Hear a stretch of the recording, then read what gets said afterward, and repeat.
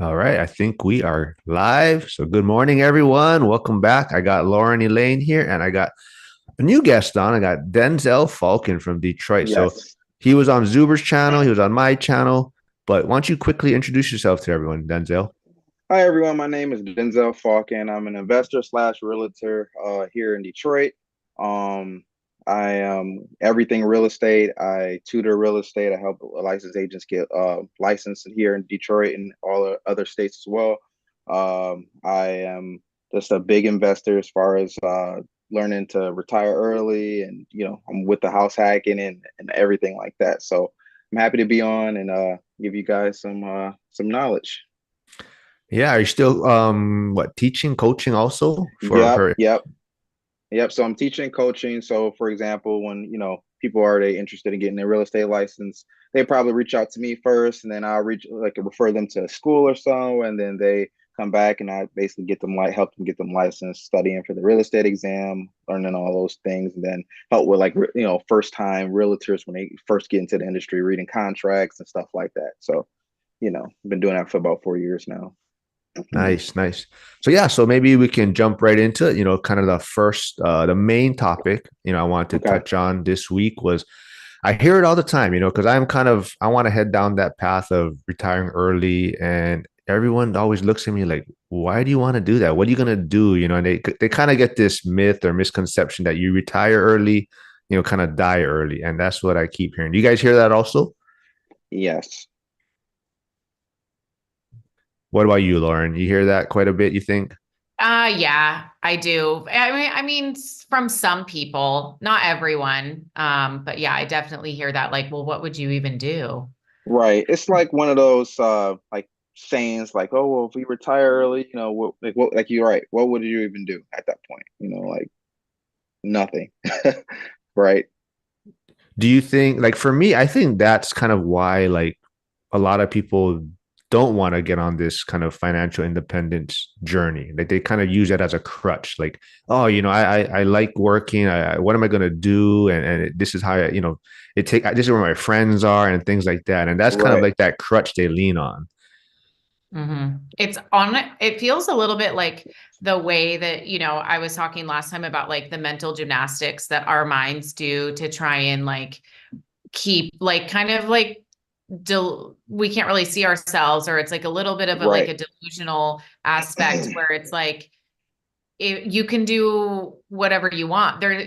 That's the thing, you could keep working if you wanted to. Like, financial independence doesn't mean you have to retire, it just means like you could retire, and it may mean retiring from one aspect of your career but not another. So I'm a huge fan of being able to retire early, and I feel like right now I'm kind of like in semi retirement. Not really, because I still have to work all the time, but I got to retire from doing my W-2 job that I was doing before. So, See, You Lauren, know, and that actually makes sense. Sorry to cut you off, Mark. no, no. But yeah, but that makes sense. I think you hit on something where you basically said that it gives people an option to retire early. And a lot of people, like again, oh, I love my job and stuff like that. But again, it comes with demands, comes with deadlines, come with stress in some way. And even if you enjoy liking what you do, you should want to be, if you do have a W-2, I have a W-2. I work for the state of Michigan, but I'm in the real estate department there too. So it's kind of like,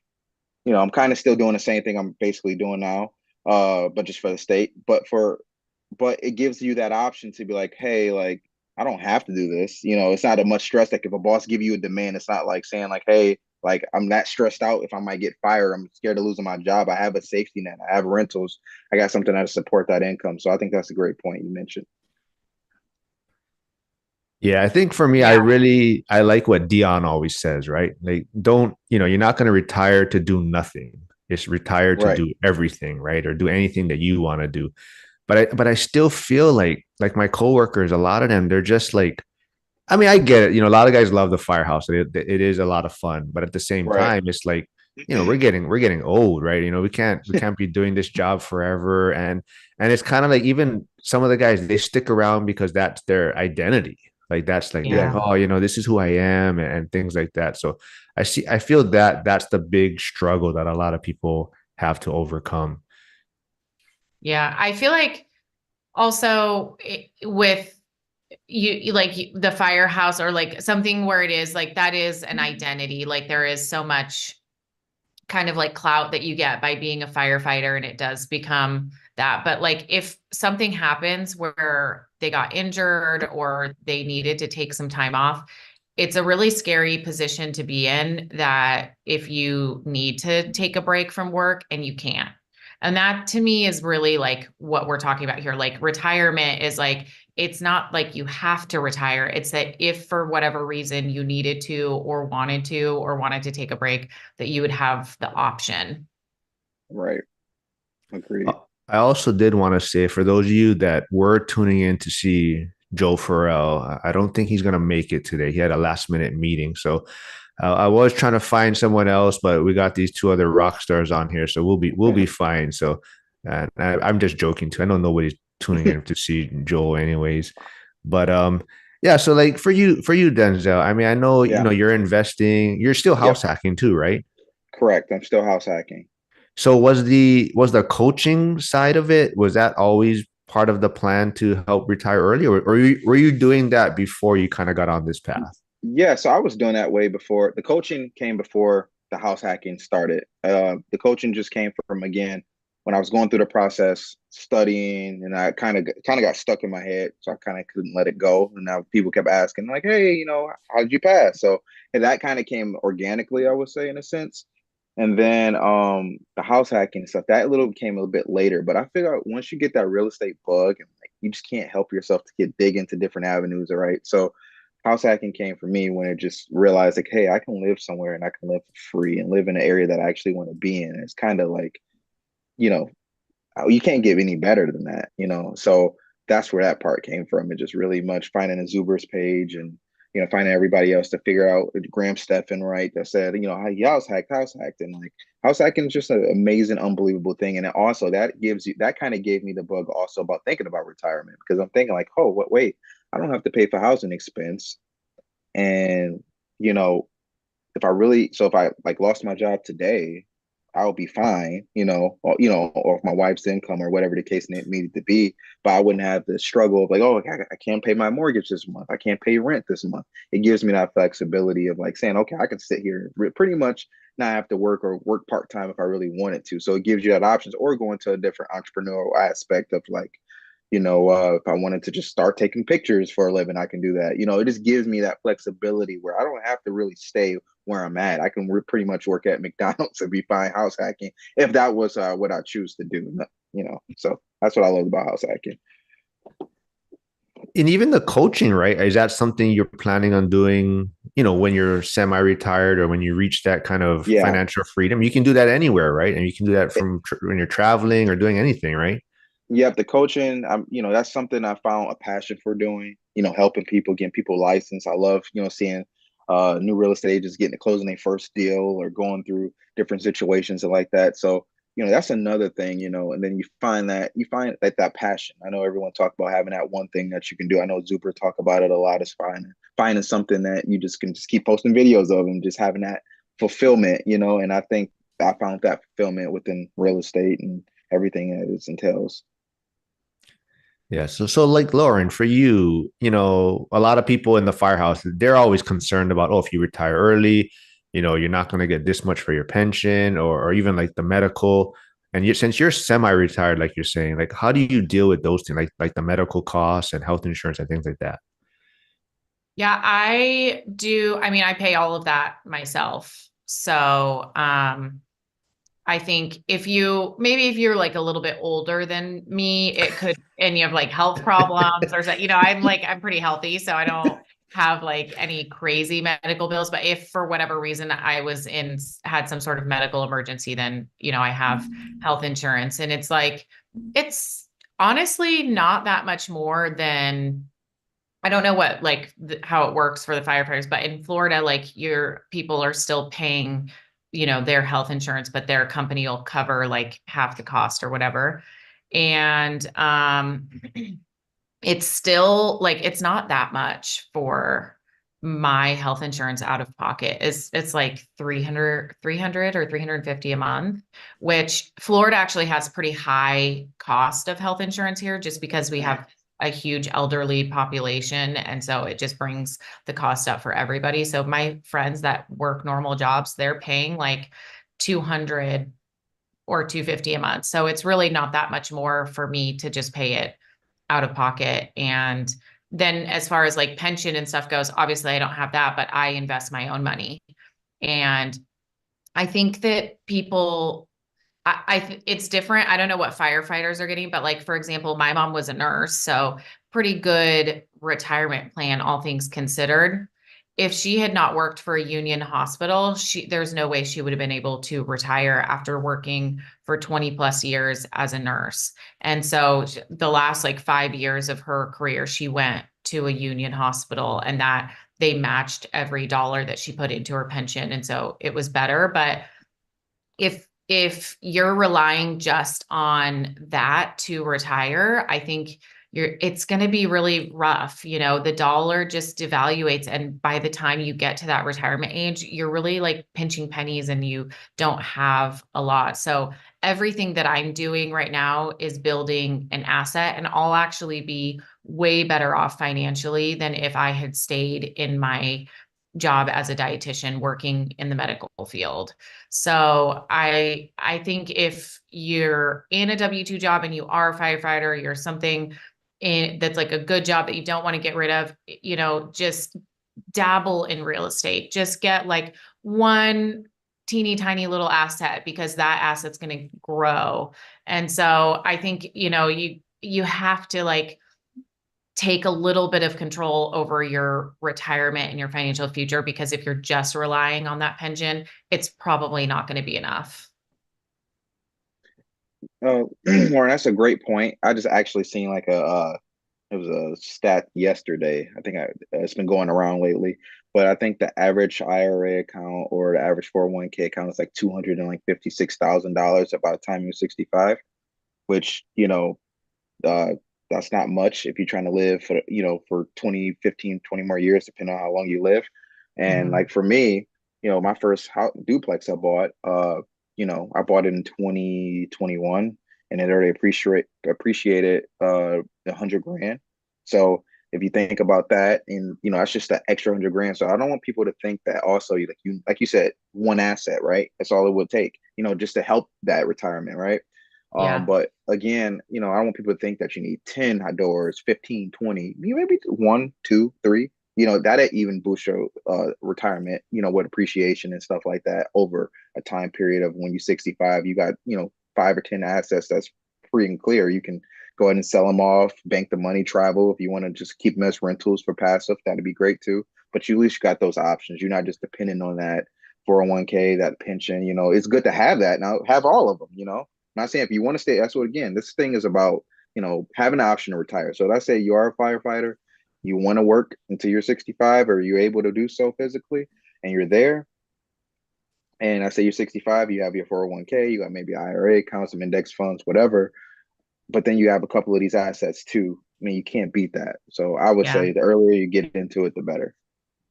Yeah. Yeah, and originally the 401k was never meant to be the retirement plan. A lot of companies gave pensions and incentives for working at for a long time, and most companies don't do that anymore. And so people Right. are using a 401k and thinking that that's a retirement plan. It was never meant to be a retirement plan, Good point. because it just won't sustain you. That's a great point.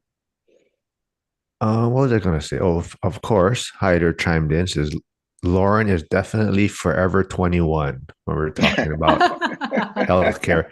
And uh, also, and Hyder said he's on his way to getting ready to go to Orlando. So yeah, he's going for the Rebel Capitalists event in Florida. So he's going to be packing up and heading out there. There was another question. Where did it go? What are some Yeah. lucrative side hustle ideas that people can pursue alongside their main job? So, Denzel, you kind of have two in a sense, right? So you have the coaching yeah. side, and through your brokerage, you're with EXP, I believe still yet, Yep. right? And that's kind of is that the vision too? They do offer some sort of revenue share kind of Yep. passive income opportunity, right? So maybe you can talk on that. Yeah. So again, I guess finding a side hustle, I would say find something that you're interested in, something that you want to do that you can make money off of, right? And for me, it just so happened that real estate opened up a couple of different doors, right? I have the real estate as far as like being a realtor because I still sell, right, and help buyers and sellers list, so help buy homes and things like that.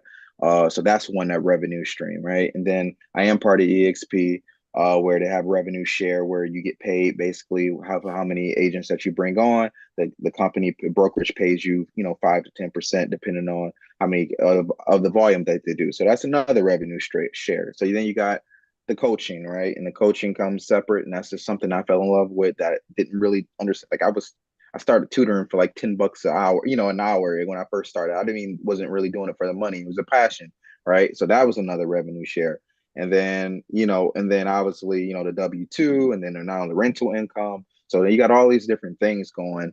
But my thing is find something that you're really passionate about, something that, where it's not work to you, and do it done. I seen something in look at some remote jobs too. If you're looking for another W-2, I've seen people do like Amazon. They have like you got to confirm people who shop online. People, shoppers who shop online should confirm their order. There's a lot of remote jobs out there right now that if you can do it, I would just do that too, if just to create income. Because obviously in real estate you do need money.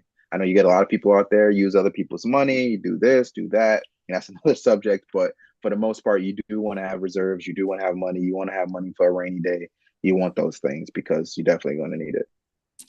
I like that. So I don't know if he's still in the if he's still viewing, but Wealth Building Journey, he's actually heading to Detroit next year to look at some turnkey Oh, cool. properties. So how is the Detroit market doing right now? The Detroit market is actually doing well. I don't know if I know we had the NFL draft here.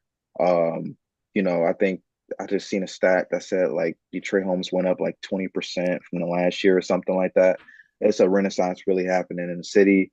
There's a lot of great areas to invest in, a lot of great neighborhoods. And what I like about Detroit, because again, me and Lauren was talking offline, I believe, but just looking at real estate in Florida too to potentially buy. But here the real estate is just so still significantly low in the Midwest compared to, obviously Florida or like what parts of Florida, and then obviously Maui, Hawaii, right? But it's significantly low.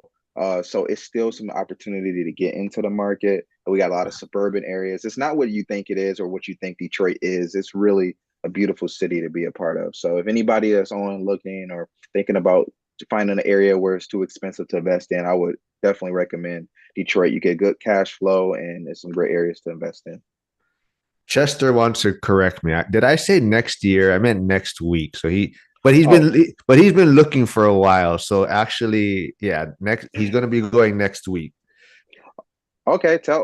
I'll tell them to reach out to me. You can real estate underscore D on Instagram. If you don't have anybody you're working with, let me know. I can show you around, show you some areas to look into. For sure, I can definitely help. You hear that, Chester? Reach out to him. But you touched on something that I did want to bring up. Then, so Detroit held the draft. Did they Yep. put in a lot of money recently to kind of revitalize the city? Because I invest in Pittsburgh, and I just saw that they're holding the draft in 2026, and they just Yeah. had a thing about how they're gonna spend so much money to revitalize the city for the upcoming draft. I'm not sure how much money they put into. I know how much money I forgot the number. They did come out with a stat too that how much they actually made. So the draft did bring in a ton of business, and I think we had the biggest crowd of any draft or of any draft of in history of any draft. So it definitely brought attention to Detroit. A lot of outsiders came. We had a ton of people from out of state coming to support their team. But yeah, we have penthouse, condo units coming off the water that's overlooking Canada. We have, three, I think 2 or 3 5-star hotels starting to being built here. We It's just a lot going on like in this city where you're starting to see like these modern homes built like where streets were used to just be nothing, and you're starting to see it there, and you're like, whoa, look at this pop up, look at this pop up. I mean, so you just got to know where to look. Obviously, it's areas to stay away from, but I think that's in every state, right? It is obviously we got our $1 million places too here, but you just want to stick in an area where you can get some good rental and returns from there. So for sure. I forgot. Are you from Detroit? Are you originally from Detroit? Yep, I'm from Detroit, born and And raised. you're a Lions fan? Now I'm a Lions fan. Oh, no. After we do, yeah, now I'm a Lions fan. No, yeah, I've been supporting our team for a long time, but I'm glad we finally had a successful season for sure. uh, watch out for my Bears, though. We're coming. Oh my gosh, I hate you guys. Well, let's see what else we got in the comments. So yeah, wealth building journey. What is he saying here? A lot of Rust Belt cities are seeing a mini renaissance. Good amounts of gentrification going on. Yep, that's true. Good markets to look at, Chester. Yep, I know you're searching, so reach out to Denzel. yep. Hyder. I tend to compare people to automobiles. I wouldn't expect my truck to run very well on 40 octane gas. Bodies don't operate very well, and minds don't think clearly when malnourished. Yep, very true. That's why, Yeah. you know, the firehouse, I mean, as much as you try to fight it, I mean, it catches up to you. So, even like Yeah. one of my coworkers, he was out for a few weeks. He was on a call and he strained his foot, where he was carrying a patient, and he's on the younger side. And he's not a small guy. So it's like, man, if your feet go out, or that's going to be something that's going to be affecting you probably your whole career. And it's kind of like, I'm hoping that that kind of wakes him up, right, to kind of see what I'm trying to do and trying to push on these guys. And a lot of them don't want to listen. But like then that's kind of why I got into this topic of you just keep hearing people like, why do you want to retire early and why do you want to do this? And part of it too is it's not even retiring early. It's more just like Denzel, you've picked up a skill, right? Like teaching and Mhm. coaching, the EXP. Lauren, you're doing the equestrian stuff. Flipping houses somewhat, but you have this skill now.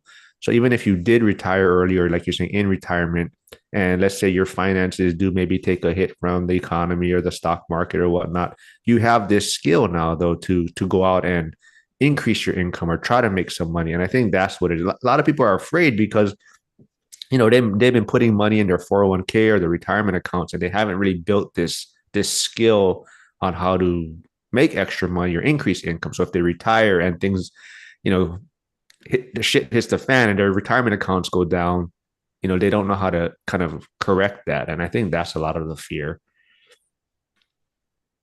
Yeah.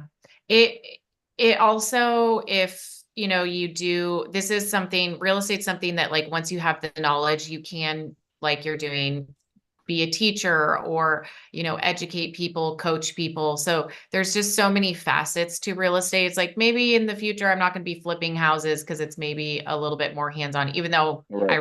it doesn't take any toll on me physically because I don't actually do a lot of the work. But once you have the skills, you can go in many avenues or facets of real estate. It's like endless opportunities. So it's something where it's like a mental skill versus if you're doing a job physically that has a time limit that your body can handle it, then yeah, it's going to be, you might be forced into retirement early. And if you're one of those Yep. people thinking, what would I do if I retire? Well, you might start thinking about that now because you might be forced into retirement. And then it's like, what are you going to do if you have to retire early? Denzel, Yep. Chester, or wealth building journey is, what is your IG handle? He said he's at real estate underscore D. Yep. So it should be real estate underscore D. If not, Mark, if you don't mind sending it to him, that'd be great if he's not Uh, popping up for you. all right, Making sure. cool. Maybe I think it's real estate is one word probably, right? For Yep. instance, like, Yeah. yeah, One. Yep. Real yeah. estate and it's one underscore and then it's D under it. Okay. Oh, hey, Trade Better's here. He has a great question for Denzel. With your side hustles in Detroit, and what is the fastest growing job markets you think? In Detroit or just in general? You think Hmm, he's saying? I'm thinking Detroit, but let's see what he Okay. says. Well, obviously we known for our auto parts and stuff like that. And, we blue collar made over here, I would say. Um, but I'm trying to think.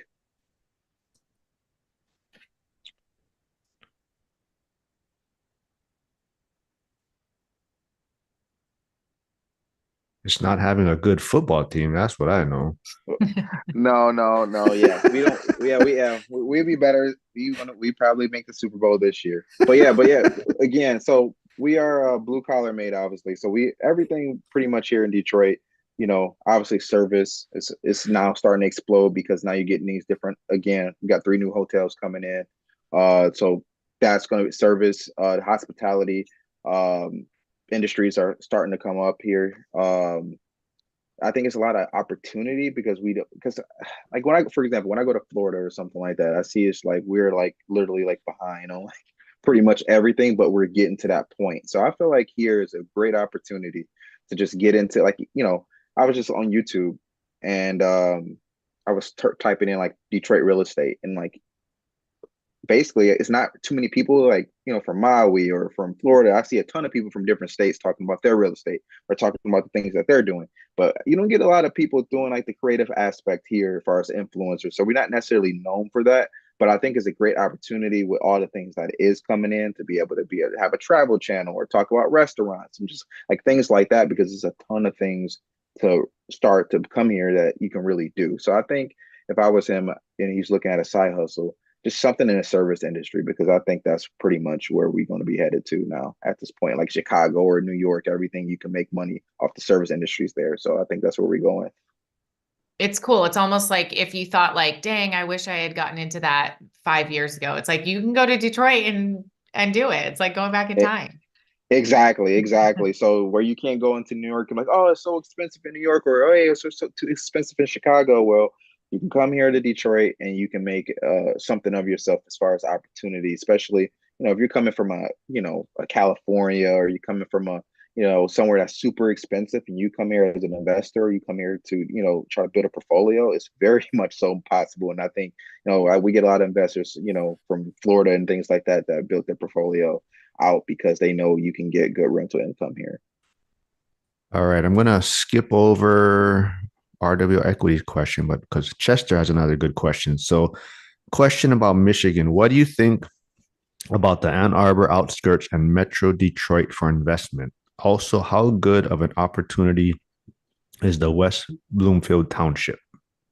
Both areas. Well, we can start with Ann Arbor. Ann Arbor is really good, obviously, because you got U of M right there, right? So you get a lot of tech savvy, heavy people out there that way. A lot of people from the medical field or whatever. So nurses, doctors, and whatever. So if you're looking to, if you have the budget to go there and buy there, that'd be a great area to do because it's going to stay up. It appreciates really well because people love Ann Arbor. Ann Arbor is like a town of his own if you ever go there to check it out.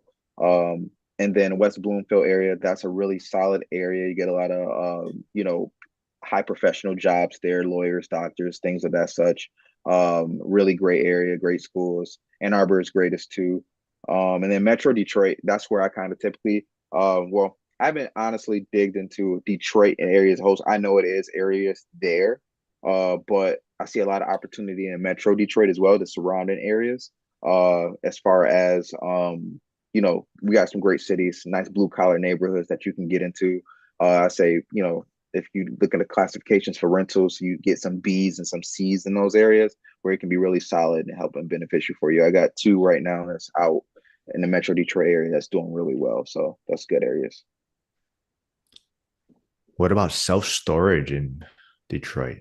Self Yeah. storage. Lauren wants to dabble in that. Self Mhm. storage. Yeah. Yeah, we have some, I feel like we got a lot of opportunity where we have, I don't want to, it sounds so bad, but like, I want to say vacant buildings, right? But like, you have some buildings that's not even being operated. So where you can find your self storage or you just turn it into a self storage area where, that, building where that's definitely possible. And it's definitely things that you can do for sure here. Self storage is a good investment here too. There you go, Interesting. Lauren. For example, we as actually it was this one couple who they bought a 4,000 square foot um commercial building for like 6,400, and it was a huge and literally Wow. $6,400, and they are renovating it. They turn it into they have their own furniture business and they turn it into a beautiful area, like literally 5 minutes, probably about 5 minutes away from me at this point. But literally it's a great a great investment as far as what they're doing because the city is really literally coming alive in that area for sure. So you can get something really Mm. for cheap, like seriously 10,000, 15,000. These buildings are, people are not using them for sale, so it is some opportunity there to do self-storage. And that's what I'm saying. You can turn something into pretty much anything you want at this point. This is like a blank canvas. It's not, but it is popping up. So you do see the gentrification. You do see the bike lanes coming in. You do see, the new restaurants and things come into the city. So for sure, it's definitely a good area. All right. So Trade Better has a great question, but I'm going to hold off on that. So RWO Equity had a what are some common limiting beliefs that hold people back from achieving their goals? Mm. Oof. Lauren, you want to take this one? Oh, I mean, I feel like it's different for every single person. Like, what are the things that you believe about yourself that are keeping you from thinking that you're capable of doing something? And I mean, one limiting belief is like, what would I do if I retired? I don't want to retire. I wouldn't be able to do it. Like that's a limiting belief that is keeping you from taking action on building some sort of retirement. So I feel like it's really individual, and you have to figure out areas where you think whatever reason, maybe you're scared to get into real estate. You're like, oh, but what if I lose all my money? What if I'm not successful? What if I fail? Whatever is keeping you from taking that action, that fear, you have to figure out what it is for you, and um and then also identify, okay, I know what it is now, so I can find the solution to it. And maybe it's you just need more education. Maybe you need to surround yourself with people that are already doing it. Maybe you're consuming too much information online and you're getting analysis paralysis, and you just got to get out there and do it. So I think it's very personal and individual. That's a great point. I would say the same. I think fear is like the biggest thing, right? And I think part for me, I know it was for me it was how our parents was was brought up, from my experience, like I know when I first told my mom and even my in-laws, I'm like, yeah, I'm buying a duplex because they was expecting us, me and my wife fresh out of college, to think we're going to buy a nice single family. Like, no, we're going to buy a duplex. And they're like, well, so you going to live with someone, or you want to, that they didn't understand it, they didn't get what we were doing. So and I know at that time I was feeling fearful of it, like, oh, well, is this the right decision? I didn't see my aunts do that. I didn't see my uncles. I didn't see my parents didn't do that. Like, am I doing the right thing? So I think being the first to do something too is another aspect of like that fear, because it's like if you're not, I guess, brought into it, or it's not being spoken in the household or things like that. I think that definitely plays a part into like knowing, like taking that leap of faith and just trying it and doing something. That's my take on that. Yeah. Yeah. I think it's really just worried about what other people are going to think. I think that's one of the biggest things. You're just afraid Yep. of what, your circle is going to think, your friends, like you say, your family. Just, Yeah. you know, I think a lot of people would do it if they knew no one's going to find out about it or no one knows about it. But it's just really, kind of the circle you're around. They're usually, what do you want to do? Why do you want to do that? Or that's just crazy. And I think it's just that who they're around. And I think that's why the community that we're building and like Zuber talks about is like auditing your network, like who you're surrounding yourself with, and are you all heading in the same direction? And I think that's super helpful. But let's see, there was another somebody, there was a great question by Trade, but would you retire in the current city you live in, or would you move somewhere else? uh, that's a great question. Lauren, go ahead. Well, mine's a big no. Okay. I don't see myself retiring in Ocala, Florida. I feel like when I retire, I will probably go back to Hawaii. But I also love to ski, so maybe I'll live a little bit part-time in a ski town, but then I also love Alaska, so maybe I'll spend my summers in Alaska. For me, retirement's going to look like not living in one place, kind of like bouncing around, maybe having two or three places that I go in a year. Hyder just wrote all those places down. Well, So yeah, for me, I don't, and I actually been going through this like now, and I don't know why. Like I always like thinking like always like 15. Like I'm far away from retiring. I still want to work. I still want to grow my portfolio, but I'm always thinking about this like 20 years from now, like where I'm gonna be, like where I'm gonna go, like where what I'm gonna do. And I don't think I don't think I'll probably retire here. I think I ended up probably going to Florida, so I'd probably be going where Lauren is. Definitely I love Michigan as it is beautiful. We do have a lot of lakes and fresh water and stuff like that, but the winters here are kind of brutal. Yeah, and not even just the cold, so not that, but just the grayness. I love seeing the sun. I love the ocean, obviously. So I have to go somewhere where I can get that at least part time. So even like you said, like if it's going to that place let's do 6 months here in Florida, I mean, in Florida, and then doing like 3 months here in the summertime, I can do something like that, and then maybe just convert fully. But I don't know. Here, Florida summers are not friendly Oh, either. they're So they're horrible. They're yeah, brutal. yeah, I think it's really just having the option. Like as much as I want to move, I think Hawaii or Oahu is just a great place to retire if you have that option. I think trying to live here and get ahead is a challenge, but I think if you're able to retire here and either snowbird from here, that's where yeah, you're really gonna enjoy being here, and you're gonna actually be able to enjoy what's around you and what the islands have to offer. And that's kind of my plan. I'll always have some roots here, but definitely, I do want to be like traveling, but have roots in the mainland also because I want to be able to drive places too, just like this uh, weekend, yeah, let's just hit the road and go somewhere, and that's kind of what I want to see. And yeah, so Lauren saw the question. So Maui is the island that she's gonna move. She likes Maui. I think that was the Yeah. Maui or Kauai. You said Maui, right? Was the you enjoy the most? I like Maui. Well, I just have like community a little bit there Mm, already and like the house and everything, but I do love Kauai. I mean, maybe if I had gone to Kauai first and lived there, I think it is the most like physically beautiful island. Like it's oldest and it has yeah. the jagged right, cliffs and everything.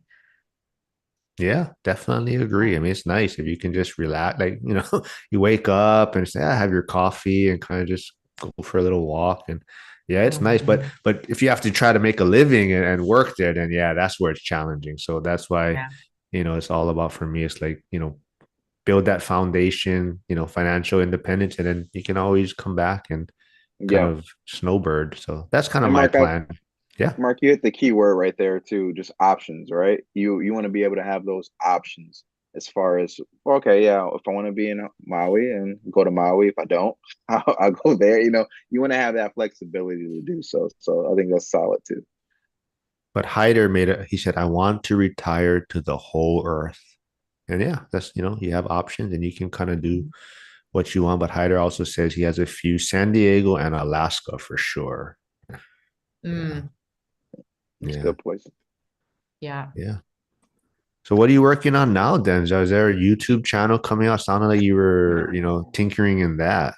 Yeah, and I think I got to get better at that too. I'm telling everybody else what to do, but yeah, as far as just getting consistent, doing a coaching is really an up and down thing. I get like I would say after the New Year's, usually it really picks up because everybody got their you know goals and things they want to achieve. So or it's after going into fall, December, that area is usually where it picks up. So I guess for me, it's just being staying consistent. Sometimes we get on this comfortability, especially when you got passive income coming in, and then like you kind of comfortable, and you just continue. You kind of got this straight line, narrow thing like, okay, next rental. You kind of get distracted and don't do the things that you probably should do. So for me, I think, just being more consistent with my content, potentially maybe a YouTube channel coming in, getting more clients as far as helping them grow them and being there in that note. But yeah, that's pretty much for me. And just kind of obviously continue to grow my portfolio. Yeah. Lauren, when's I yours would coming love out? I would love to see, well, I want to see some Detroit content. I'm interested in Detroit now. I'm like, I would even just love to see like almost like a tour guide Yeah, perspective of the city, like what's new, what's up and coming, what's happening. Because it's a yeah, and place that you're right. I really don't hear a lot of people talk about investing in Detroit. right, And so, I mean, if properties are that cheap, it's like literally anyone could invest there. And exactly.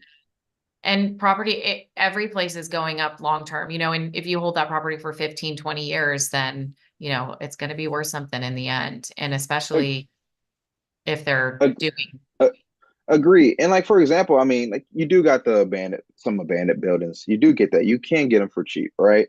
But we got some nice suburban areas too. You got places where you can get something. I say like the sweet spot here for like long-term rentals is probably between 150 to $160,000, and you can get a long-term rental. You can cash flow, 500 or 600 bucks a month. And that's really good cash flow. Coming in and get a couple of those going. But then you got some upper areas, right? I think Chester was talking about U of M, so now you get into more like the $300,000 or $400,000 marks. So you got some really good baselines of a mix of properties that you can do, commercial or residential. So it's really solid. yeah. You got me when you said they're adding bike lanes. I'm like, that is Yeah, something that I think makes a city so great, is yeah. having, it's like such a small thing, but I've lived in a lot of different places, and I've noticed the nicest places always have bike lanes. Exactly. Yeah, yeah, we getting them. We got them going for miles, miles. I think we also just we had the what is it? Um our train station just opened up, or I think it's opening up sometime this week or next week, where that's like a huge thing. And they renovated. It's a big historical building. It's just, it's super. They're doing so much. It's honestly, I can't keep up with it and all the developments and things that they got going on. It's just a lot. Sounds like a huge opportunity. It is Yeah. for sure. Yeah. Oh, I was gonna say something. Oh well. Let's see. Another.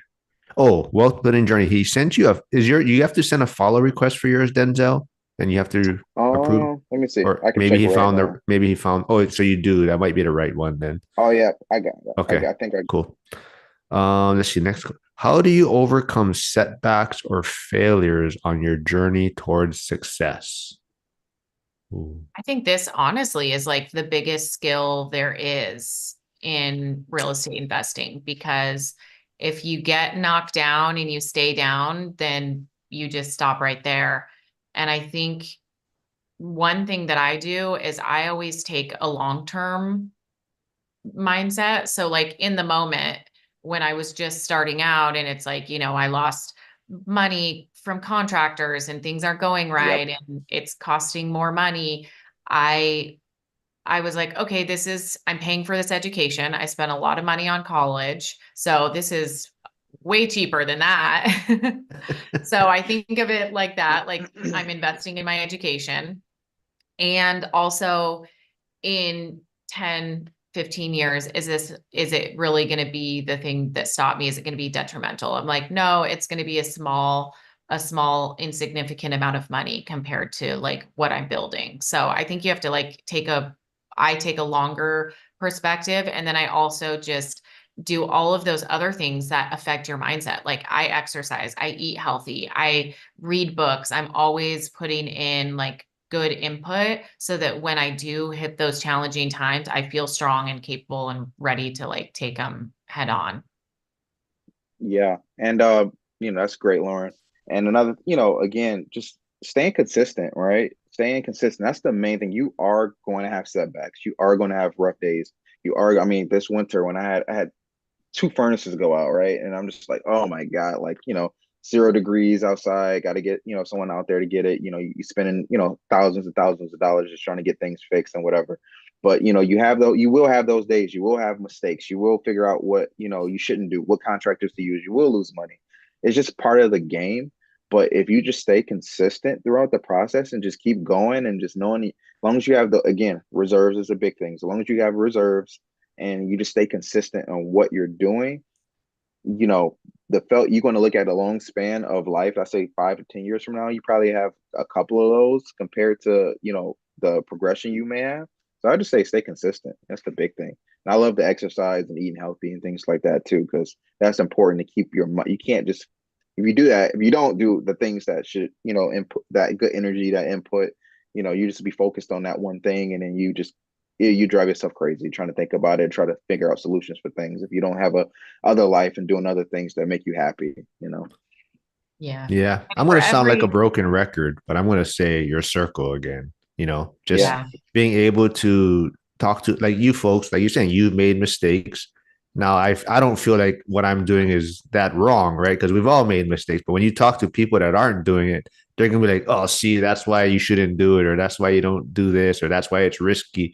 But when you talk to other people or that are ahead of you or starting, these are all the kind of things that we've all gone through, and it's like that's why you want to have like this soundboard to bounce things, ideas off of, or your problems, and that's why it's great to have these people, this network of group of people that are doing the same thing. And like I said, I sound like a broken record, but I think it's super important to be around people that are, like I said, heading the same direction as you. I agree, Mark. Yeah. I have a guy that a mentor of mine, and he I say something to go wrong. I'm like, oh my God, I can't believe this happened. Wow, I can't believe it. Then I'll call him like, oh, that's normal. That happened before. Just do this or do that, or you have to go through this, and that's fine. And I'm like, oh well, I guess this is not a outlier. I'm not the only person that had to go through this before. I'm not, this is normal. So it kind of gives you, that clarity and that vision. So I think that's solid. You do definitely need the people around you to be able to talk you out of these things, or, talk you into those rough days, making them turn good again for sure. Sorry, I cut you off, Lauren. Did you have something you're going to say, or do you want to move on to the next question? Yeah, I don't remember what it was. Okay. Trade Better has a great one. What would you do on your first month of full retirement? Hmm. Ah, I you feel like know, I would maybe travel. Like I would go somewhere, like somewhere I want to go. I don't know. I would travel and Yeah. just like go there and eat food. don't be Yeah. surprised if Hyder pops up there. Meet me in Italy. I'll be Right. there.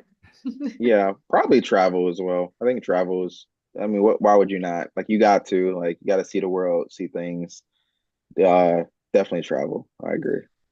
Travel, and I really, like what how Dion approached it, right? He kind of had this idea that, he was going to retire or that he was going to, quit his job. So he kind of planned it out. Like he would take month-long vacations and kind of see how his portfolio was operating, how the management side was operating. And, he kind of tested the waters to see how everything worked out, to kind of see if his systems were in place and things like that. So definitely that's how I would approach it too, is kind of Mm. plan up to it, take these month-long vacations or whatnot, see if my whatever for my rental portfolio, if the property management or the software that I have is capable of handling what I'm looking for it to do. And that's how I would approach it. And then, like you said, you kind of, when that time comes, now you're kind of ready to go. And it's like, yeah, but definitely traveling. I don't know where yet, but maybe Italy. But yeah, I'd definitely be traveling. I'm ruining Hyder's plan. I think I can't. let's um let's see. Wealth building journey. Yeah, the people he follows someone from downtown Detroit who's a real estate investor, but he's from Detroit and the city, not metro, and has been describing the renaissance he's been seeing. Dan Yeah. Gilbert. Oh, has been Yeah. investing in quick. Yeah. Okay. Okay. Let's see. Hey, Janitor on Fires here. Chris Lopez had a great episode on his channel today about house hacking. Okay, I gotta check that out. Thanks for stopping by, man. Darrow's always in here. He's a cool guy. I don't know if he retired. I forgot if he retired. He's in the postal service. I know he. Mm. I saw a post from him. They was going to retire soon, but he's also a Cowboys fan, so I don't know. All right. We don't like them. Yeah, I think he's in. Hopefully, hey, everything. Hopefully, everything's okay with all the storms and stuff, or hopefully the Yeah. weather's not too bad for him wherever he's at. But thanks for popping in, man. Yeah, let's see what else we got in here. Let's see here. Nothing in the Oh yeah. Oh, see, Lauren's gonna be hitting you Yeah. up, I think, after and checking out to it. Oh yeah. June 29th, janitor on fire is eligible for retirement. So there's a guy. Oh, that's a big Yep. moment. Right.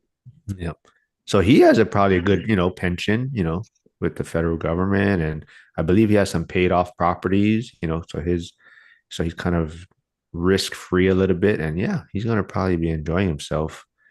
But yeah, let's see what else we got here. How do you think the side hustle is going for you, Denzel? Like the coaching. I mean, how long have you been doing, and how many people do you think you coach a month or So per session? per session, yeah. So it's been about I've been doing it for about 4 years now. So as soon as when I got my license, I think that was 2009, 19. I'm sorry, 2019. So I think it's 4 years. So I've been doing it since then. That's been 5 years now, I guess. So yeah, I've been doing it since then. And like I said, it comes in waves, right? So like I say, if you're a new agent or someone who wants to get into be a real estate agent, I'm sorry, and let's say I might get like 5, 6 a month, right? Where again, they might pass on their first time. If they pass on their first time, I might not ever see them again. If they do pass, then they like, hey, listen, I want to figure out what brokerage to go to. Okay, we'll go to this brokerage, or you should look into this brokerage, or come to EXP, right? And then look at that, and then at that point, you know, how to get the first deal, how to get leads, how to write a purchase agreement. Like these are little simple things, but you'll be very surprised when they get promised to go to a brokerage and they don't learn these things, or they don't know how to write a purchase agreement. They don't know how to handle an inspection. They don't know how to overview an appraisal. They don't know how to communicate with their clients. They don't know how to answer different questions. These are all things that I help with. So it kind of comes in waves. Once they get good at it, I might, it'd be maybe once every couple of weeks, and then at that point, I might not hear from them until 2 or 3 months, right? So, I offer into like, how I tutor or how I'm coaching in different ways or whatever. But, now I kind of, at this point, since I've been doing it for 5 years, I have like, honestly, it's probably been over 100 agents had them probably got licensed. And now it's just really, my phone just get random numbers texting, calling, Denzel, and it's not just Michigan and Detroit either. I tutor everywhere. I'm probably tutored probably like at least 20, 30 different states at this point, so at this point, I just get numbers that text me and I'm like, oh, this is so and so from 5 years ago. I'm like, okay, here we go. So it comes in spurts. That's how I would say. I It's like really that. a great thing to offer because it's like in school, as you know, we learn kind of like the book information, but not like the practical, real stuff. Right. So, as a new agent, it just would give the confidence to be able to like actually take on clients because that's the scary part. You're like, oh, okay, am I Yeah. actually ready? I don't know if I can actually do this. So, Right. you're able to like help them through that whole process. Exactly. I mean, like I tell people all the time, the book information has absolutely nothing to do with how you're going to deal with clients in real life. And majority, I would say 95% of the stuff you probably won't even ever use. Besides, you want to know, obviously, like the fair housing laws and discrimination. That's really important to know. And then just understanding how agency relationships work. So I think, to implement that in real life, I think people definitely, that's where I see the most need of as far as helping people in that aspect, because it's really interesting. You get every deal is different. I'm pretty sure everybody bought rentals or bought properties, and everyone has got a different story or a different way to get it done. So for sure. Mhm. I think we talked about it when I interviewed you earlier, but Yeah. was the plan for the coaching so that you could get these agents before they were with a brokerage and kind of pick them up for EXP? Yeah, yeah. And I'm doing better at that, I would say. At first when I started doing that, again, this is a passion, right? So I'm not trying to turn this into a business. Well, I wasn't trying to turn it into a business. As far as like telling people like, hey, come with me, because I don't want to seem like that guy online that's like, hey, like he's just trying to recruit people. But in reality is you are asking me for information. I am helping you, and I'm somewhere I wouldn't tell you to come where I wouldn't go, in a sense. So again, I at first struggled with telling people like, hey, yeah, come to EXP. But I would give them like, if they Metro Detroit, obviously I know a lot of brokers and brokerages around here. So I'll be like, okay, well, you know, this is a good one. This is a good one. I know the broker over here, he's great. This feature needs better. I would say a lot of new agents. EXP is kind of, I would say, for any coming in, I guess it's a good because you have me, right? You have people who can help you in that aspect of it. But for most people, they want that, on in person. I'm in the office and, I want that culture and I want to, like me, I'm probably wearing sweats all day, right? And a t-shirt. They want to wear a suit. They want to, they see the online Netflix shows and stuff. So they like, hey, this is what it's supposed to be. I'm supposed to, dress up and wear makeup, or if it's guys, wear a suit or, look cool, put my sunglasses on. So a lot of people like going into the office and stuff still, which is fine. But, EXP is more for the guy who's looking to be an entrepreneur, trying to make multiple streams of income. That's not looking for it to be flashy, but also can get deals done. And for someone who's self-independent, like I do all my deals at home, I do all my contracts at home, I send them all in, I do my closings. Everything is virtual for me, so it really helps me out being flexible. What are other things I have to do in the day? Let's see. How do you evaluate the risk reward trade off when making investment decisions? Mm. Hmm. And wealth splitting journey, yeah, put in a great cash on cash return. That's a great way to evaluate the asset class. Um, yeah, yeah, Yeah, I think you have to analyze, like truly looking at the numbers of, there's the 1% rule, which is like a quick little thing. If, will you make I forget. Yeah, I forget what the exact equation is, but Yeah, yep. basically it's like calculating your cash on cash return. So yeah, I look at like if I can make 6% or more, if I can make 6% or more, I'll take it. Anything 7%, that's great. 8%, great. 10% obviously is amazing. But 6% or more, if you can make 6% or more, that'd be great too. And then also, I think one thing that you really can't calculate is just like buying this investment property or buying this property. Where am I going with it? You know what I mean? Because every property is not going to cash flow what you want it to cash flow. You especially right now with interest rates being what they are, they're super high, right? So you might have a property where, like for example, I was talking to some agents in Tampa, Florida, because I was looking to buy a property there, and they were like, "Okay, well, you're not going to get the 1% here. We're just letting you know that now. So hey, this is a appreciation market. So if you're okay with, not, breaking even or not even breaking even and buying a property and letting it sit, the house is sure to appreciate because Tampa is on fire right now as far as the market. So you're going to figure out what's your game plan. What are you trying to do? Is it a house hack are you buying? Because that, at that point, are you cutting your living expenses down? If it's cash flow, what is your number you're trying to make on cash flow? And then on cash flow, you want to see about, again, you're not going to make the same amount of numbers, and you might not make start like I say it's just $250, right? Your first year you make $250, then you may go in there and make some renovations. You may be able to get to another $200 out of that. So now you $450. So you might see what the property even got potential. So I guess if we talk about properties, then yeah, want to see the risk in the world. Those are the things I use to evaluate it. Like where is this going to get me to the next step as far as my journey and where I'm trying to go with this. You know. Mm-hmm. yeah, exactly. I think, that's, I think, see Chester mentioned it, like, cash on cash, 1% rule, those are all like great ways to kind of get an initial idea, to kind of get Mm-hmm. whether you're going to look deeper into it or you're going to jump on Yep. this deal. But it also, I think, depends a lot on where you're at in your journey, right? So, when you're first starting, you're going to play it probably a little bit safer and more conservative. You're going to test the waters, see what works for you. But as you build your portfolio, I think, certain things may change, right? If you're generating, a certain amount of cash flow per month, right? Now you might be like, okay, you know what? I'm going to maybe take a deal that may only break even right now, but I'm looking Right. at it as the appreciation play on how much I'm going to generate on the end of it.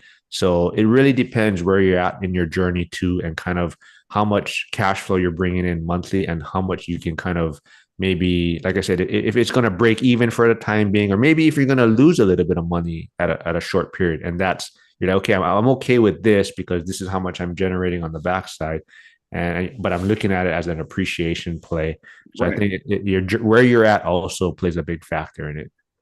Agree with that too, because it's like again, if you, for example, let's say, you know, you got cash flow coming out. Your first rental is like you're getting $600. Well, let's say the next one is only $250. Well, you're probably more, inclined because you was conservative with the first one and you found one and you're like, okay, well, this is an extra 250. But then, you know, now that $600 turned to, $850, right? And then now you're like, oh, well, now it's more cash flow coming in. So it's kind of compounded on top, so everyone don't have to be the same as far as how much cash flow you're going. You should have an ideal number using those calculations, but you also want to make sure that, you probably can be less conservative as you go, but obviously still be safe, right?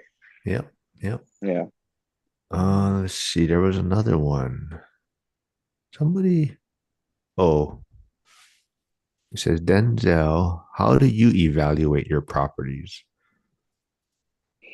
Well, yeah, I think so. I just kind of talked about it, Yeah. how I look at it. Yep. I skipped over one. Where did I? Oh, how different of a process is it to build a local versus a remote investment team? Well, that's great. You guys, we got two different opposites. So go ahead. Yeah, that's wealth building journey. That's Chester. That's going to be your Okay. Well, next client. Next I client. feel like it's total. I mean, it's the same, but it's different. Obviously, you have to have a lot of trust if you're not local in your team. And if you are local, it's easier to like meet people you can go to Home Depot and run into a contractor and meet them. And so it's a little bit easier when you are local, but at the same time, I actually find that like for my local places in Ocala, I'm too involved. Like I actually like stunt myself.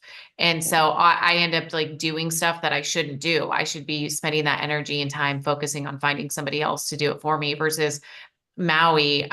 I don't do anything. I never worry about it. Like I have trusted people because I was forced to. And so it can be harder to build that team when you are remote, but it can also be the pressure or the like give you the impetus that you need to do it. So for me, I think you just have to put the effort in, and either way, you'll find the trusted people and you'll learn what works and what doesn't. Like maybe if you're doing a flip, you find, okay, I need to put cameras up in my flip to watch, to be able to like keep eyes on things Right. until you like really fully trust them and so you find little ways to make it work for you either way. Yeah, and I would say, so I'm, obviously local.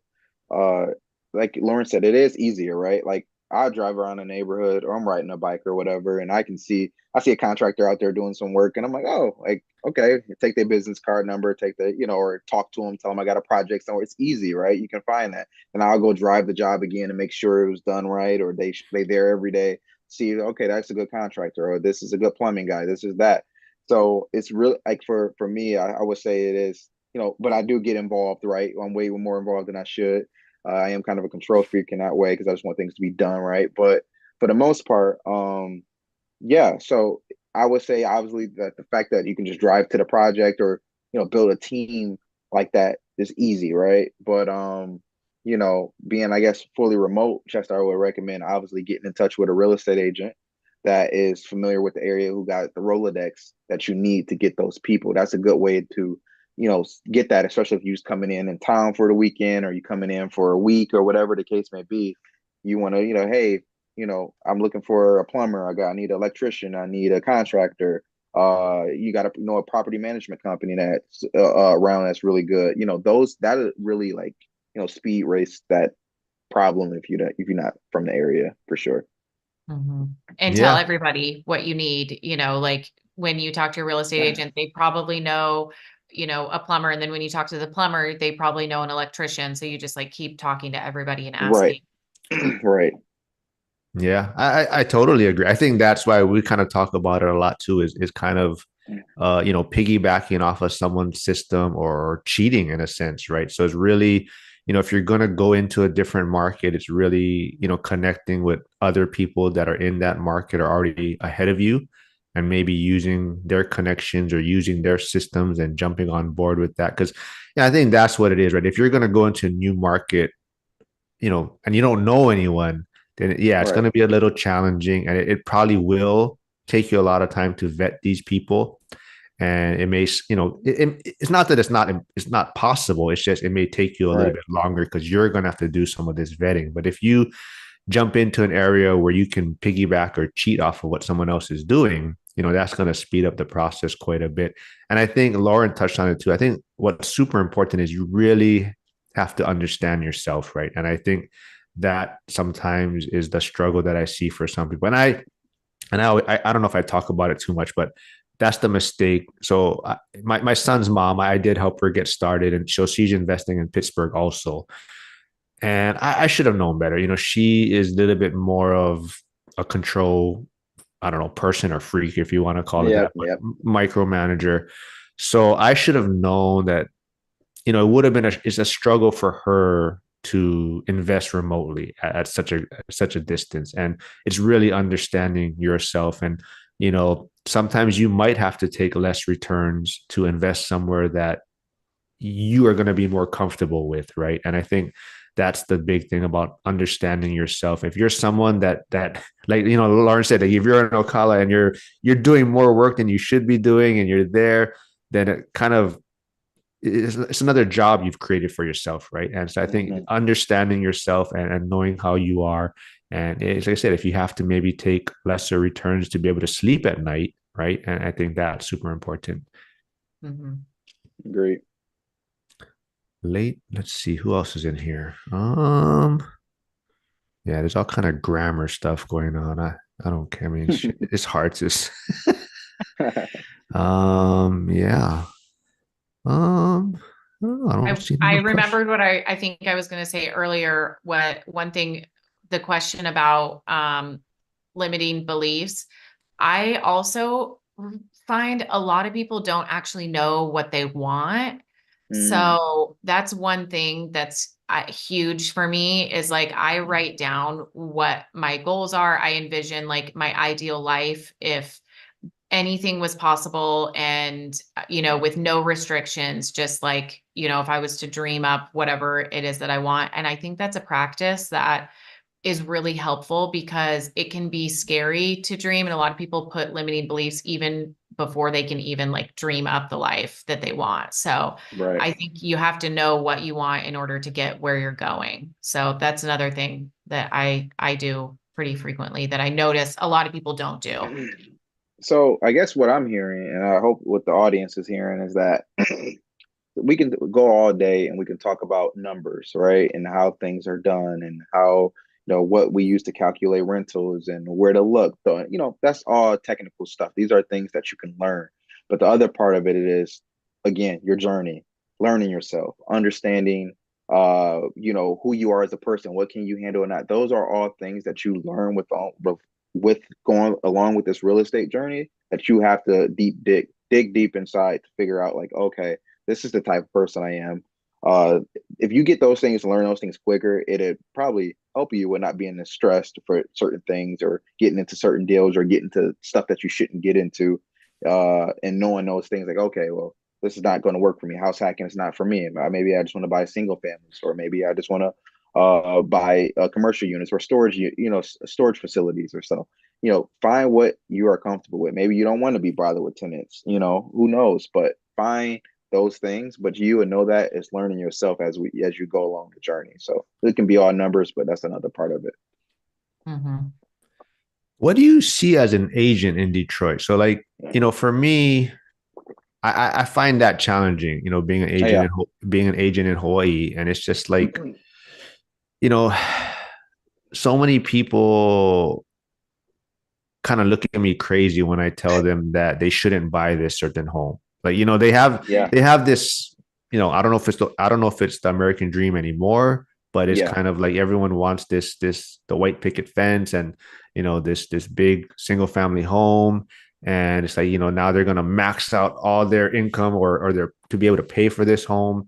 And when I tell them, hey, maybe you should buy this smaller home or this condo and start that way, They just look at me like what am I talking about kind of thing. And that's the struggle I have is being on the agent side.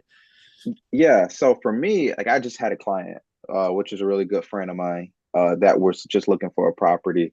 And he was looking in areas that was way too expensive for him. It was at the top of his budget. And I kept trying to like, hey man, why don't you look at this? Why don't you look at that? But he was so fixated on this specific area. So I did something unique. Well, I don't know if it's unique, but I just did something. I said, I met him at his house. I'm like, okay, you ready to go look at some houses today? We had a couple in the areas that he wanted to go in. So I'm like, hey, I said, you know what? Let's go before we go to those houses. I got actually a showing schedule for another house in this area, the area he never thought he wanted to be in. I don't want to be in that area. I took him to the house. House was obviously had the white picket fence. It was super updated, everything, right? And we go into the area, we go into the house. He fell in love with the house, right? And he's like, wow. And I'm like, he says, and I didn't tell him how much it costs. I didn't tell you what it was listed for. I didn't tell him anything. I just wanted him to walk around the house, right? And he did that. He's seen the area. And then at that point, I said, okay, so what do you think the house is worth? And he's guessing. Oh, this is this, this is this, this is that. And I'm like, no, no, no, it's actually this. And he's like, he was mind blown. Well, we end up putting an offer on that house. He ended up accepting the house, right? So I think a lot of buyers definitely don't know what they want. I've dealt, even me when I was looking, and I'm like, I want this, I want that, but buyers don't know what they want, especially first time home buyers. They don't know what they're looking for. They have an idea. They see what their family has got and they Yeah. see what friends has bought. They don't really know. So I think for us as realtors or agents, we have to educate them. And so like I'm a numbers guy too. So I run through numbers, I run through property taxes, I run about homeowners insurance. Anytime they throw a house at me, I'm running the full diagram. Okay, this is what the payment would be. And it's usually close, like maybe 50, $60 off from what I come up with. But I educate them on the areas and then I go ahead and let them go ahead and make a decision based off of that. But I definitely educate them for sure, just to let them just to see it. And if I were you, I would just tell them like it's no harm to go look. Okay, let's just go look.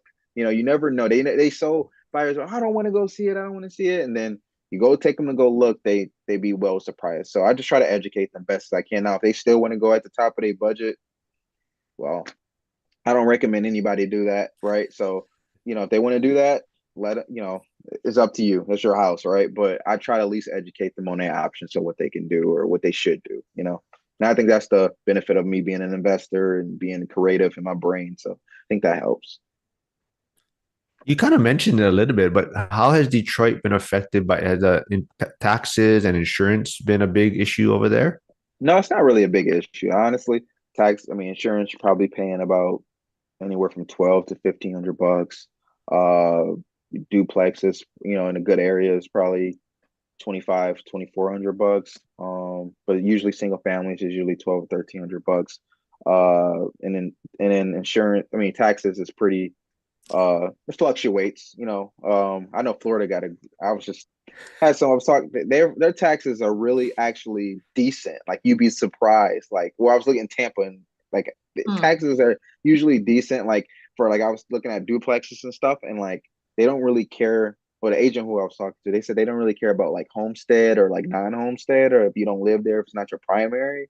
Like, if you house hack, like for me, like I got 50% homestead on my duplex, but there, if I live there, I will get 100% homestead on my duplex. So it was just like, oh wow, like so it is some tax differences, but if you live there, taxes are pretty relatively cheap, not that much, depending on the area again. But they have been going up in different cities though. Like mine's have increased a lot because just so much stuff going up, house values are shooting up. So people are like, oh, my taxes are going up, my payment is going up, my escrow balance, my shortage and things like that. So yeah, I've been seeing that. Yeah, our insurance is what really went through the roof. I Oh mean, same wow. same with Hawaii too. Yeah. Yeah. Some places are, I mean, I think that's where some of the housing issues might come into play, right? People are going to be underwater or the payments are going up. Like you said, people thought their payments weren't going to change because they're on a fixed rate mortgage, but it's the taxes and insurance that are kind of making it not cash flow or whatnot. So yeah. So Mark, that's huge. And honestly, a lot of agents, especially here in Michigan, they don't talk. They don't. I don't know if they talk about that too much with their. They don't, as either the agent don't know how to calculate the taxes here because But usually when you buy a house here, the taxes usually is from what the previous owner was paying, right? And it's usually up there for like at least a year and a half or two. Then after that, it changes, right? And then it changes to the new if it's uncapped, and then I say if it's not a primary, it shoots up. Usually doubles, right? And then it's not cash flowing anymore. And a lot of agents don't educate their clients about, hey, look, your property taxes is this now, so enjoy the $1,000 cash flow you're going to get because the owner owned it for for 30 years. But after this, it's going to change, and make sure you do your numbers on the change, not on what it is currently is now. So I think that's huge.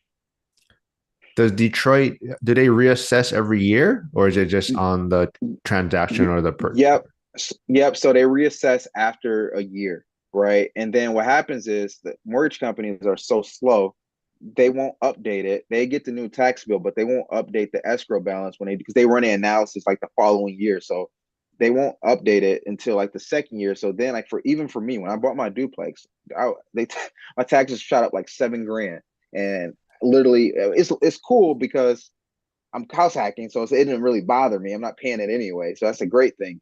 But for the most part, it shot up 7 grand. So at this point, I was getting money back, and then I wasn't. Now I'm pretty much breaking even at this point from with my mortgage for the rent that I charge from the other half. But it's just like you know, now I got a shortage, so now I got to pay the shortage off. So this is pretty much what it is. So yeah, you just got to Yeah, be careful about that. that happened to me with one of my properties. The mortgage company had a deficit. So not only did my taxes go up, and so I had to pay more money on the monthly payment to Yep, for the escrow for the next year, but also there was a deficit. So yep, I additionally had to pay the deficit, pay into the deficit. So it's even more than my taxes went up. I'm paying for the fact that they didn't account for that. So yeah, it can, yep. if you're in a tight position, it could really like put you over the edge of Exactly. like, I'm right now on my duplex. I'm paying an additional $500 right now for the shortage. I'm ending up just about to pay it off. I got the money to pay it. I just haven't done it yet. I'm just trying to see if it's a deal come through or something. But I'm like, all right, just let me get rid of this so I can stop adding additional money onto it. Like, because you never get really caught up because then the next year, then I say if they go up, then it's short again. So you just got to pretty much fill that pot back up again. It Yeah. really sucks. That's one part that I'll hear no one really talks about. Like they just, yeah, you just like, oh yeah, yeah, here's the cash flow. No one really talks about taxes like that. Like I don't get it. Well, I think people talk about it slightly. It's so hard because it's like state to state, county to county. It's Right, different, and it's like there's no like one exact number to right. calculate the tax. So like even like Pittsburgh is like it's so hard to calculate it because it's like what borough you're in, what school it's. So it's not like it's the school taxes that Yeah. probably hit you the most in Pittsburgh. So if you're in that Okay. Allegheny County, there's certain areas, and I don't know. I don't know if it's true. I've heard it from multiple people, but so there's like one county that the school taxes is very high because whoever was, I guess, in charge of it or embezzled the money Right. that was there. So it's like now they're trying to, like you're saying, refilling that pot. So the taxes Yeah. for the school went up way higher, but that's why that area is like that. But late start wealth says Florida statewide property taxes are affordable, but a few counties have high taxes. The quads he was looking at here have a 5K tax bill, and once it's sold come January next year, it'll adjust to 8K. Yeah, so like you're saying, right? That's what almost 300, 300, 250, maybe 250 a month difference. So it's like, Yep. yeah, that could be your cash flow right there, right? Yeah. yeah. Oh, he's in Gainesville. Oh, That's nice. that's just 30 minutes down the road from me. Oh, well, you have all these visitors now. I know. Florida, the people come to Florida, I've realized. After Yeah, being they in do. Maui, no one ever came to visit me. They're like never just passing through. Yeah, that's Yeah. true. Yeah, that's why I want to be like on the mainland too. It's just, it's just so much easier to get to things and events and do things. And I think I might have touched on it on another episode, but so like one of my I've known him from high school, but he's a firefighter also. But his kids were like kind of like stars here, like athlete, like quarterbacks and all that. And he said he kind of feels like he let them down in a sense from to get them exposure, because Mhm. they would try to go to camps, in the mainland, and it was like, it takes so much money just to get to one football camp, Yeah. and it's like then they leave and they see these other families that are just pulling up in RVs, and it's Yeah. like they're just going from like one camp to the next camp for the summer, and it's just like he's like, man, it's like, I mean, I don't think he regrets it, but it's just he feels like he kind of, he could have got his kids so much more exposure and things like that. So, but Yeah. actually, he's leaving the firehouse early, and they did spot a place in Reno. So, Oh, oh so yeah, he's making the move. yeah. So the wife has like a multi-level marketing kind of side, and she gets taxed crazy in Hawaii, and they're just like, yeah, it's not worth it staying here. So he's gonna. Wow. They just bought a place in Reno. Very nice. Let's see. Oh, Hugo's. I see Hugo here. Says Hugo's killing it. He's killing it on X. He's monetized on X and Okay. YouTube. Yeah. So go follow Nice. him, Denzel, if you don't follow. Stay Winning Podcast. He's on Stay winning. Instagram also. Yeah, YouTube, Uh, Instagram. Are you on X by any chance? We're trying to recruit more people. no, no, I'm not. Gotta No, I'm get not on yet. there, man. I know. I gotta get on. It's Yeah. a requirement. Mark doesn't let people come on his channel unless they are on X. Yeah. Okay, And I'll be then on. you got to get a blue check mark, but then you can't be like Joe and then get an attitude after you get it. And Right. then, Okay. yeah. Let's see what else we got going on here. We'll wrap it up maybe in about 10-15 minutes, unless we got. Oh, Reno's Sounds a good to great me. spot. Trade Better's still here. Yeah, oh, Mhm. he's still hanging out. Harrison's a cool guy. He's in Virginia. Let's see. Oh, you know what? There was something I wanted to touch on. Since we kind of the first topic, the main topic was about retire early, die early, and there's something I forgot to touch on. It's kind of like I also hear a lot about, I keep getting that missed opportunities in a sense. Like they're trying to be like, why do you want to put the grind in now, Hmm. and try to retire early when you might be missing out on stuff now? So it's kind of like, they're like, like they see me doing so much things now and working hard now. And it's just like, yeah, but you gotta enjoy now and do certain things now. And it's almost like an excuse not to put in that work to try to retire early and then you can just enjoy, right? So that's Right. something I hear quite a bit too. Right. And Yeah. that's one of those things, right, where, it's really hard, and I struggle with it too. I mean, I'm human, right?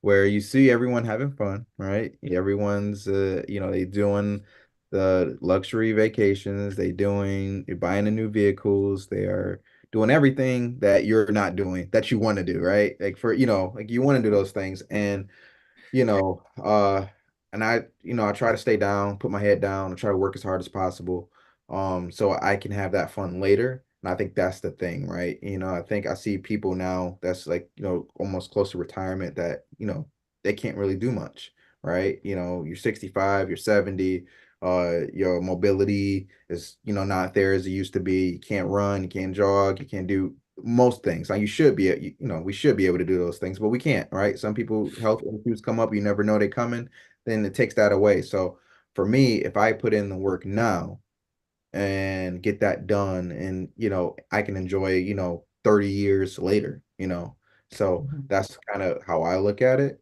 But it is sometimes, especially with social media, you can look on there and you see everything that wish you could do. And it kind of burns a little bit, but then it kind of gives you that motivation, like, okay, if I stay down for 5 or 10 more years, be right where I need to be. So I think that's that thing that I try to tell those people if they continue to try to just live for today, I guess.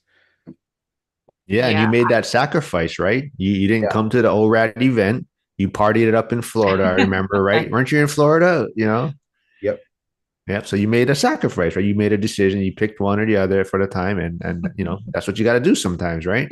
And, another thing, for me, like, and I will enjoy myself and I will stay down. You do need to come up for air. I think that's super important, right? I think, staying down, like, I give myself, I don't go anywhere for the next 2 years, right? So, and I tell myself, I got to get another rental first, more cash flow, then I'll I'll do it, right?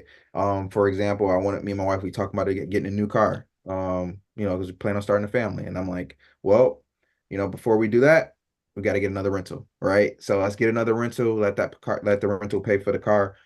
That's the way I'm, programmed. I can't do anything or try to, have fun without trying to accomplish something first. I have to get something accomplished. Like it got to be a goal. It got to be something that I got to get accomplished to reward myself. But I think that's super important because sometimes you do get drained. You do get like, mentally drained from doing this and I continue to go through with it. And I think Michael Zuber even talked about it too. He said he wished that he took more time, in the mix of just taking a moment to, decompress from it and celebrate because he said he was just on go, go, go, go, go. And there wasn't really no time to like, okay, well, let me take a moment, let me go on a trip. I mean, you don't have to be Florida, it could be just, somewhere local. You might go to a staycation or something, but just something just to wind down for maybe a week or so and then get back to it. And then, when I do, it's kind of inspiration to me when I go somewhere because I'm like, oh wow, if I can live like this every day, Yeah. that'd be really nice. So then that makes me want to go harder when I come back. So that's one of the things that I take strongly for sure. Mhm. I'm definitely one of those people who's like, I want to live for today. Like my 20s, I was like, I just want to, but for me, it was travel. It was like, I want to travel the world, but I also made sacrifices in order to do those things. So it's like I was living for today, but at the same time, it was to get to these like bigger goals and dreams. It wasn't just so I could party. Right. And, and I think that that's something that I see a lot of people confusing, like, living they're saying like, oh, I want to live for today, but that means today it means like buying the clothes you want, buying the flashier car that you want. It's you're not the fulfillment that you're getting out of that is so temporary, Yeah. and you're not actually getting that like true life fulfillment. So I think people get confused on like what living for today really means. And I see a lot of people around me here that are trapped by the living for today decisions that they've made. And so Right. now they're not even able to live for today because they got to go to work to pay for all these decisions that they made and the vacations that they took on their credit card and the $700 a month car payment that they have. And so they're not able to live for today or for the future. And so it ends up being a little bit of this trap. And like you said, like that comparison, like it's like, yeah, we all want a new car. Yeah. I'm driving, I drive an old car. My car has like, dents, whatever. And Yeah. I really like that goes back to that mindset thing for me. Like, I really don't care because I know that when I think about like spending $40,000 on a new car, I'm like, that's a freaking house down payment. Yep. Like, Yes. that's that's crazy. I can't even, my mind can't even wrap around that. Like I have been thinking about buying a new car and I'm like, I can't bring myself to do it because I'm like, I know that that's a house. Right. So I think, there's these like trappings that we all get caught in this society, especially with social media, where people are posting about the vacations and stuff, but none of that is real. And what things look like on the outside are rarely what they are on the inside. And like true fulfillment and happiness does not come from having the next best thing and the latest and greatest. And if you're like needing those things in order to get some sort of like momentary joy, then you're probably on a deeper level. Your life is a little bit unfulfilling and you're not enjoying what you're doing on a daily basis. And Agree. And also, yeah, go ahead. oh, I was going to say, and also like doing a job, like being in real estate, like coaching, like something like Denzel, you do like you're passionate about like coaching people and stuff, like you get fulfillment from the things that you're doing on a daily basis. Right. So you don't necessarily need to escape maybe as much as somebody who is deeply unfulfilled by what they're doing. That's, but I couldn't say it any better, Lauren. That was pretty good. Yeah, for sure. Yeah, and you kind of touched on it, Denzel. It's kind of like if I could do this every day, right? And that's Yeah. kind of it's like if you just tell people, hey, if you just put in the grind for a couple years, you could be doing this, the rest of your retirement or rest of your life in a sense, right? And that this is what you're planning for. And some people just can't, they don't have that vision for it. No, and I think the like what you said about Lauren, when you said about like the material, that even with the rentals, like I told myself, I said, oh, okay, I'm gonna get this one rental and I'm just gonna be happy, right? And I remember closing on that rental, and after that, I was like happy like in that moment, and then I was just like I was just like I thought this was gonna fulfill me. Like I really thought like that would have fulfilled me for that moment. You know what I mean? Because it's so like it's just so important to me because you're just building up to it and like you saving for it. So you think you're just gonna be so happy. And it's just I mean, a house still is a material item, right? In that sense, Yeah. it's an investment, but it's a material item. And then I was like okay, I got it. And now I'm like I was kind of like sad for a couple of days. I'm not even gonna lie. I was just like okay, well, I spent 2 years saving. I did this, I sacrificed, and I thought this was going to fulfill it. And I thought, I was going to get what I wanted out of it, and it really didn't do anything for me. Now, when I buy, it's just whatever now. But at this point, I thought that that's what it was going to be. And Yeah. now, you know, you really got to be fulfilled within, right? I seen a quote. I don't know if you guys on Instagram, Henry Washington, Bigger Pockets. Yeah. So he said like, oh no, it wasn't Henry. No, it wasn't Henry Washington. It was his name was Cowboy Finance or Finance Cowboy. I think that's what it Oh is. yeah, yeah, yeah, Oh yeah, I follow him on X. yeah, Yeah. Yeah. yeah, So he said like happiness don't come in a bigger house. He just posted something like that like last week. And I'm just like, yeah, that's true. I mean, you can get these things, you can get the new car, you can get the new house. You won't find happiness. It's going to be contemporary, temporary happiness. And then after that, you're going to feel like you still feel unfulfilled. You're going to keep getting more and more. It's like those endorphins. You're going to think you need to feed that. You're never going to find full within happiness. And I think that's really solid, Lauren. I like the way you put that. And yeah, Mark, for sure. You definitely need, you know, people, if you just stay down for so long, you'll be able to get and live the life that you want for sure. Mhm. yeah. Well, yeah, let's wrap it up real quick. But I did want to, you mentioned Zuber and talking about how he had, grant. I did ask him that. I asked him that on one of his episodes. And Oh, really? yeah, I asked him if he kind of regretted the grind that he put in, because he talked about how he wished he did more with his daughter and, maybe things like that. And, he said he looked back on, he said he actually talked to the daughter. He had private conversations with her, at family things and dinners. And the daughter was like, no, she doesn't regret anything. And like, she doesn't, almost like she didn't really remember it, I guess. Like, it's almost like, she's grateful for what he did. And like he said, like, they paid for her, $200,000 college education.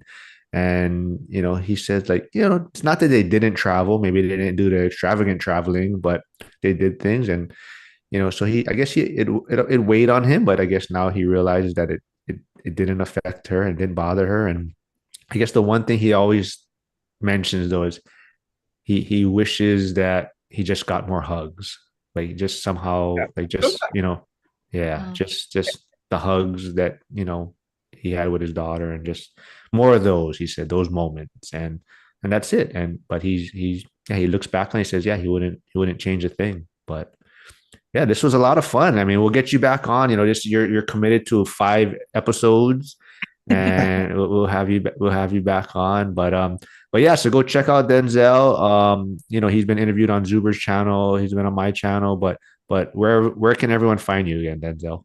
Yep. So I'm gonna get on X now. Actually, I do have an X account as I think about it, but I just don't use it. I don't really know what to do on it, to be honest. So I Come just gotta come come join the fight with us. Yeah, will do. I'll get on there and add you guys. But yeah, you can find me on Facebook, Denzel Falcon. It should be on my Zoom name here. You can just type that in, find me there, obviously. Instagram, I'm pretty much more active on. So real estate underscore D. You can find me there too.